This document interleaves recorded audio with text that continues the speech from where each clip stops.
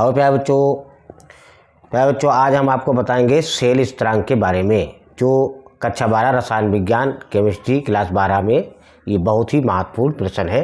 Cell स्थिरांक। तो cell स्थिरांक क्या होता है, पहले आप इसी तरीके से साधारण रूप में समझिए, उसके बाद आपको हम डायग्राम बना के समझाएंगे। तो डायग्राम बनाने से आपको ऐसे ही याद हो जाएगा।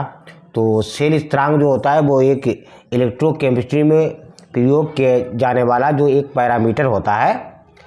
तो इसमें क्या होता है, अब हम आपको एक डायग्राम बनाते हैं। जिसे एक हमारा ये पात्र है और इस पात्र में 2 इलेक्ट्रोड लगे हुए हैं। ये हमारे इलेक्ट्रोड हैं और ये स्थिर है, बिल्कुल स्थिर है, ये हमारे इलेक्ट्रोड लगे हुए हैं। तो अब इन इलेक्ट्रोडों के बीच यानी मध्य कुछ दूरी है यहाँ से यहाँ तक की, तो उस दूरी को हम L मानते हैं। और जो ये इलेक्ट्रोड है इनका अनुप्रस्थ, अब अनुप्रस्थ समझिए, जिसे मान लिया हमारा ये मार्का है, तो इसमें यदि हम लंबाई में जाएंगे तो अनुदैर्ध्य बोला जाता है उसको, और इसकी गोलाई में जाएंगे जिसे ये क्षेत्रफल, तो इसी को अनुप्रस्थ बोलते हैं बच्चों। तो ये हमारा इलेक्ट्रोड के मध्य के बीच की दूरी हो गई और ये हमारा इलेक्ट्रोड का ये अनुप्रस्थ का नीचे क्षेत्रफल हो गया। तो अब इसी से परिभाषा बनी सेल स्थिरांक की कि किसी चालक सेल, ये हमारा चालक सेल है, के इलेक्ट्रोड, ये हमारे इलेक्ट्रोड है, के बीच, इनके बीच की दूरी तथा इलेक्ट्रोड के अनुप्रस्थ, ये हमारा अनुप्रस्थ के क्षेत्रफल के अनुपात को, इनका जो अनुपात होता है, तो क्षेत्रफल और जो अनुप्रस्थ दोनों का अनुपात होता है, तो उसी को सेल स्थिरांक कहते हैं। और सेल स्थिरांक को हम G से प्रदर्शित करते हैं। जैसे ये G है या X है, तो G से जब प्रदर्शित करेंगे तो उसके अनुपात की बात आई, तो ये हमारी दूरी होगी L और ये हमारा क्षेत्रफल हो गया। ये जो है ये क्षेत्रफल है, इलेक्ट्रोड के अनुप्रस्थ यानी गोलाई जो है इसका क्षेत्रफल है।